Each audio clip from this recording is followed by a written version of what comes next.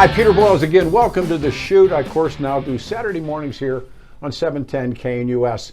It was a little over 2 years ago when Donald Trump legitimately was beaten by, of all people, Joe Biden to become the president of the United States. And then the insanity began. And there was what we call incoming. We took a lot of heat on radio. And now as the moon waxes and wanes, the truth emerges. Ladies and gentlemen, Dick Wadhams is here. He joined us last Saturday on the radio show. But after last night, of course, with Herschel Walker being beaten soundly, it's only time to kind of look back retrospectively, what they used to call post-action reports, and then talk about everything in general, and no one better. It's almost a curse to be right. I agree with you. I mean, people hate you, hated me. I went through I think the low light or the highlight was when I got jammed up with the good professor who is now John Eastman. Yes. Who now has, as I said, taken the Fifth Amendment more than Frank Costello. And I don't know what's going to happen to him or any of these guys. Overview. Last night was that the final straw?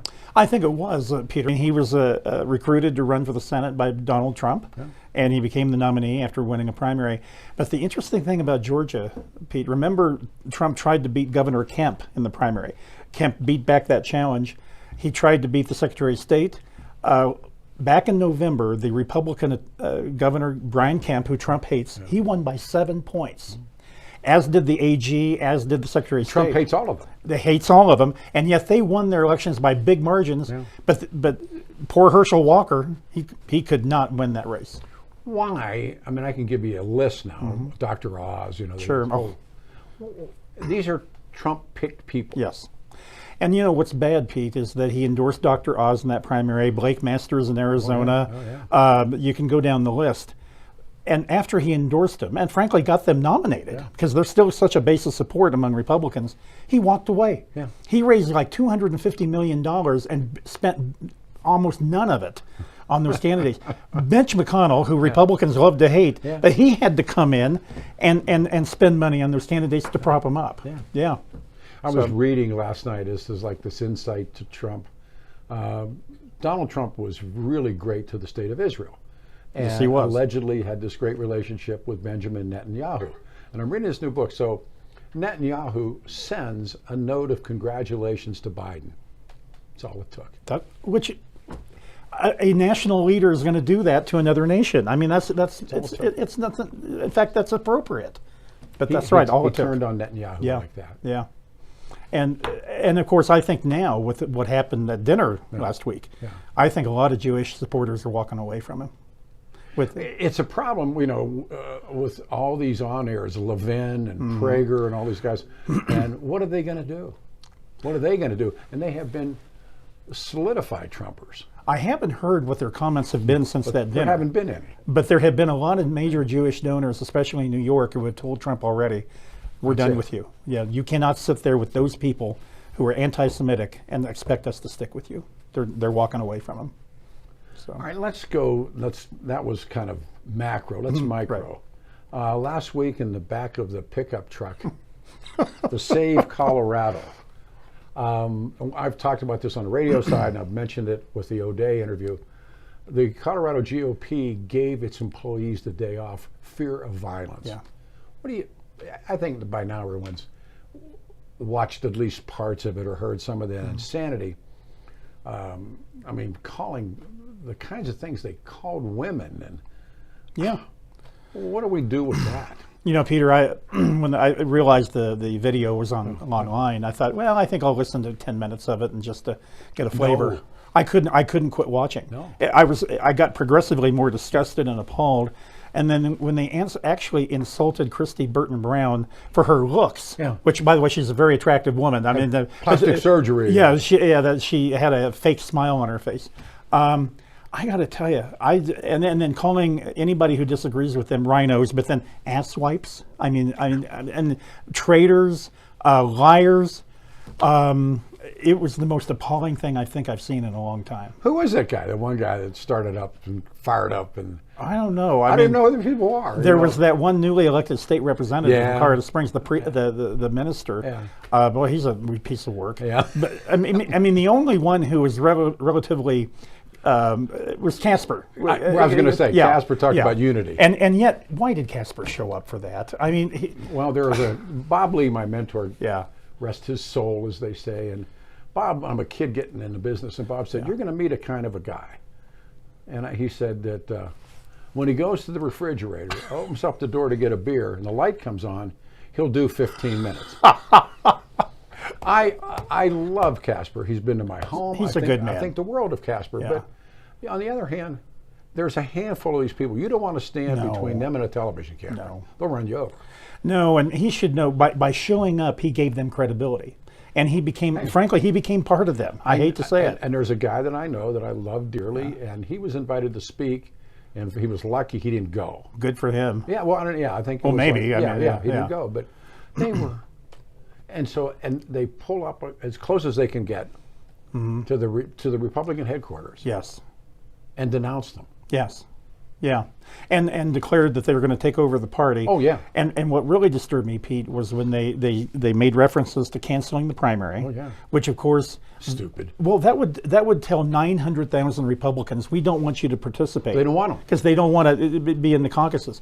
$1.6 million unaffiliateds who will get Democratic ballots in the mail, but not the Republican ballot. Now that's really smart. Well, I said that before. When they went to the assembly, which I think is the jumping off point, where Tina Peters got the nod, and this guy that shoots adding machines, and those kinds of things. They give them the up, right? Yeah, right. And then they don't want to allow what I call normal Republicans or normal people to have any input in this. No, they want a very, very narrow, ideologically pure in their mind, and they don't want anybody who remotely disagrees with them or is not an absolute loyalist to Trump. There was an old term that was used in the CP back in the Stalinist days in Soviet Union called a purge.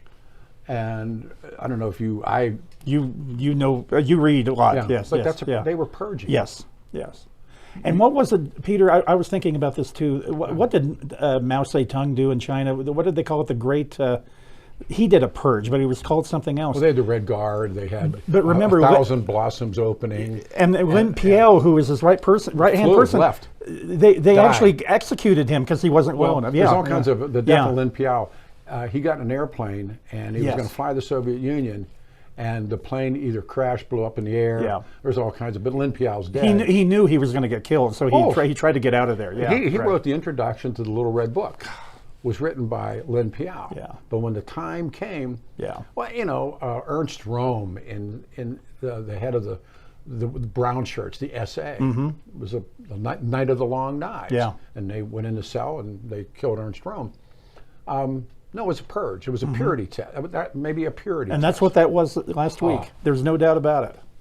And how do you think a normal human, Republican, Democrat, I don't care, saw that? If they watched that thing, they would say Republicans are crazy and we never want to be a part of it again. So that's what I think they'll say. What do you make of Christy Burton Brown not wanting to go on Channel 9 and debate? You mean Heidi? Heidi. Yeah. I apologize. I thought it was stupid. Yeah. I mean, I got to tell you, for one thing, I don't know if you watched the Attorney General debate that he had, but I got to tell you, it was almost like Kyle Clark was bending over backward to look fair. Yeah. And on top of it, Pete, what did Heidi have to lose? I said it, as an old kid that tried to amateur fight, your corner tells you you're behind in points. Yeah. And look, Heidi, you're down. And plus walk in and say, I don't like you, and I take them on. Yeah, exactly. And then in the end up with going on these bizarre television shows run by Bannon and run by Roger Stone. Frankly, Pete, I could not believe that at the end of the campaign. She thought she needed them to, she thought she was running so close that she needed them to push her over. It's like, really? They're talk show hosts in Denver saying, it's tight, it's close. And Dean Singleton, who is the gray eminence. I heard your interview with him. Yeah, and he said they're down 20 points. And I said it. He said, no, they're not. It's neck and neck. What was it, 20 points? It was. I frankly didn't think she was down by 20 points either, but he was right. So, we're looking at this thing and we're kind of like, dancing on graves right now, but I want this state to come at least come to the middle. Yes. Or maybe, a little further than the middle to the right. And I've been accused of everything, as you've been accused of everything. Yes. But as we sit here with Dick Wadhams, we were right. Yes, we were dead right. Yeah, and so what are these people going to do now that made all these claims and said all this nefarious stuff about? What are they going to do? Peter, just this morning I spoke to the Arapahoe County Republican Breakfast Club, and I gave a very pointed and strong speech talking about election deniers and the whole thing. And a lot of people were nodding their head. I got a great response at the end. But there was one gentleman in there, and I'm sure he's very well intentioned. He said, "Dick, we've got to deal with this election fraud." No. And he said, and Tina Peters was right. She exposed it. And I frankly said, I'm not going to debate you. Yeah. You're wrong, and I'm tired of dealing with it. And Tina's going to jail. And I said, and Tina's going to go to jail. Yeah. And she belongs there because we've got to send a message to people. You cannot do this stuff. Same thing's going to happen in lawsuits at Fox, and Corporation X is going to be under the And gun. I love Fox News. I think they have some. I love the Five. I mean, I love a lot of their programs, but I got to tell you. Yeah. Well, right now the owners are being deposed in New York as we speak. Wow. Yeah. And Dominion has never lost a court action, have they? No. So far, Dominion's here, and and a lot of what happened starts here. Yes. And the time has come. I agree. So, what do they do next? What's the party? What's the Republican Party? I said there was a road back from Stalingrad, so nothing is impossible. You know what, Peter? I've thought a lot about Watergate. You and I both remember Watergate very clearly. Remember when Nixon resigned the presidency? He got on a plane and he flew to San Clemente. We didn't hear from him again. It gave the Republican Party breathing room to redefine itself. Trump never. And see, Trump, he's not going to exit the stage until he loses the Republican nomination. I think we can beat him in the next year.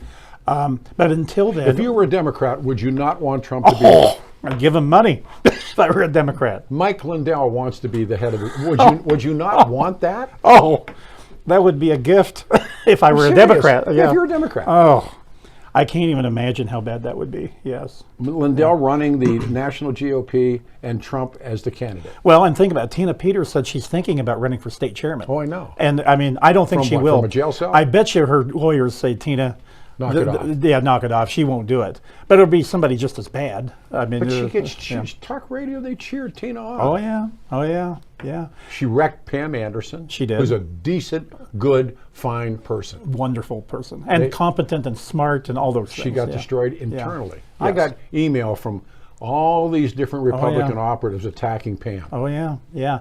And she first of all, she's just a good person. But second of all, she is a credible, smart, competent, and it's just amazing. Yeah, that she got treated that way. Can the Republican Party come back? Well, I think.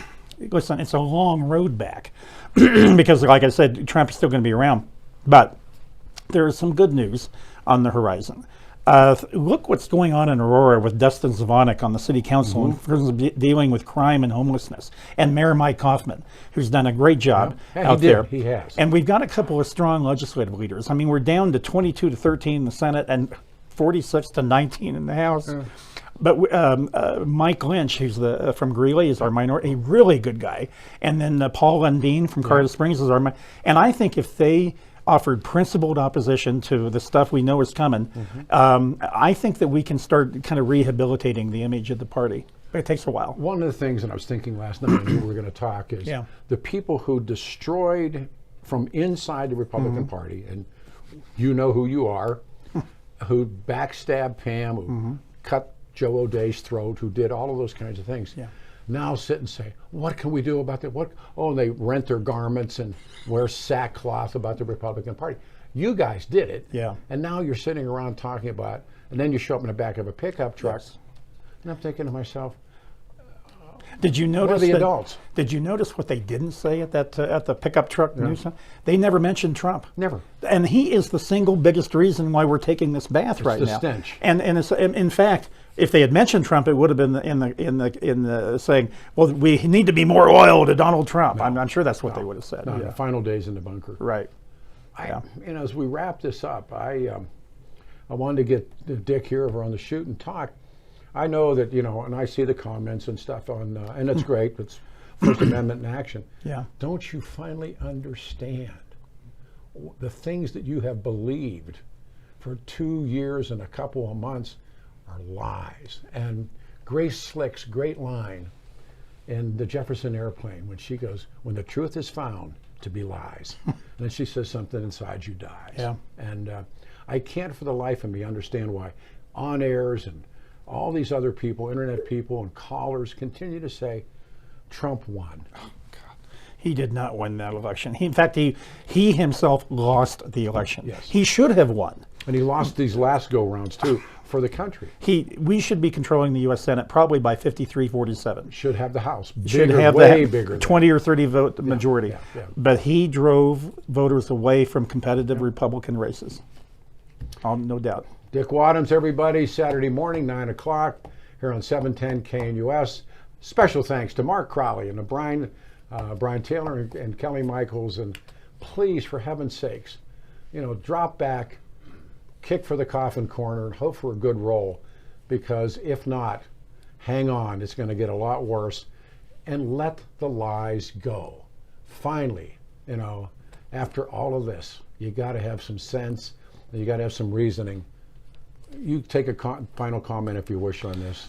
Peter, it's going to be a long slog back, but I can't give up on my state yet.